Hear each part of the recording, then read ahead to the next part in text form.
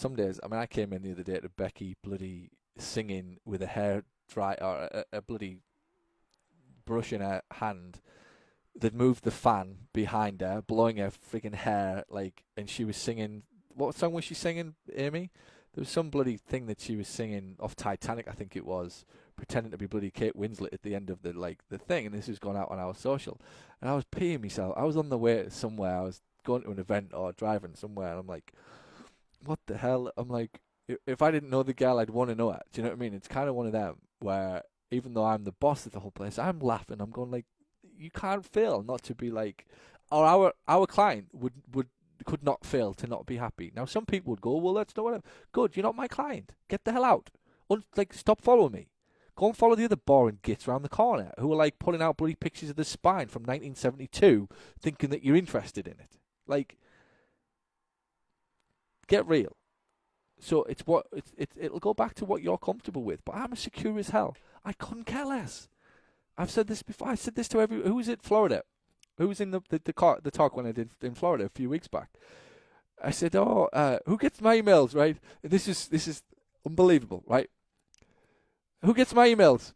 About half the audience, right? Who notices the spelling mistakes in my emails? Everyone in the audience.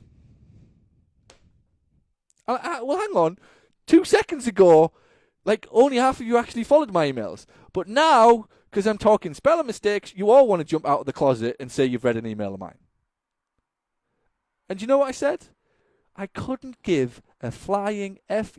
I said to every one of you in the room, if you think for 1 second I'm worried about being judged by you because you think that I can't spell, even though you know all that's happened is my left hand went a little bit faster over my right hand on a keyboard and I just didn't have time to go back and correct it because I'm actually busy doing real shit, trying to build a business. And if you all think that I have a problem with that, like, we're on different wavelengths. And at the end, you know what? And I never spoke about this, right? Went to the bar on the night after I did it.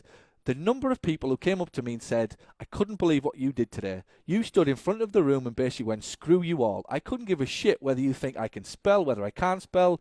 It means nothing to me what you think of me at that level. I could not, because it's so trivial and it's so ridiculous that if you have a problem with the or and the A and the N the wrong way around, even though I can obviously spell it, like I've been through degree and I've got fucking whatever I need, I just didn't have the time to go back, right? That's all it means.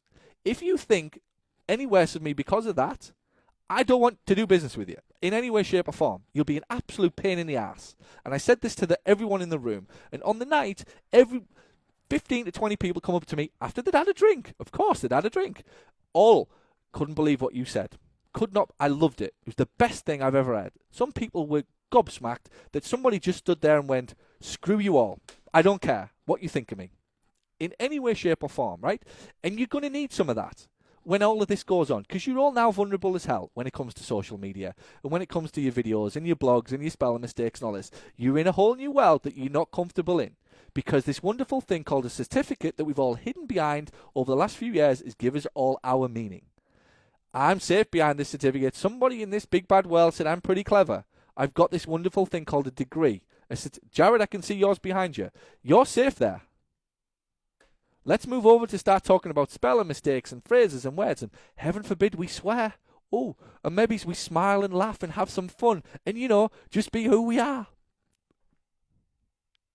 Heaven forbid that we can do that in the PT profession.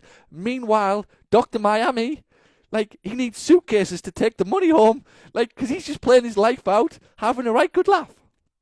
Guess what? You even hear the music he plays in the bloody theatre.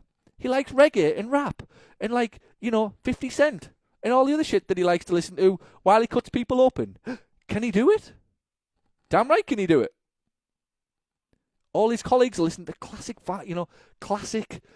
like Mozart and all that shit while they cut people open, because that's the perceived thing to do, because we've all watched the TV shows where the surgeons are listening to classical music in the zone. Dr. Miami comes along, sticks some rap on. He's having a party. People are still getting the outcome that they want. That's what's going on. You're going to have to learn to be vulnerable as you do all of this stuff. And if you can, I promise you your social media will be more well received, more engaged, more talked about. Patients will come in laughing and giggling and starting to buy from you because you are this wonderful thing called a human being. I've said it from day one, since the very first thing I ever put out when it came to coaching, business stuff, or whatever it is that I actually do now.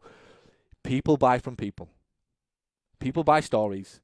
People don't buy degrees. They don't buy all the logic. It's the most overrated, understudied thing on earth, how people actually buy.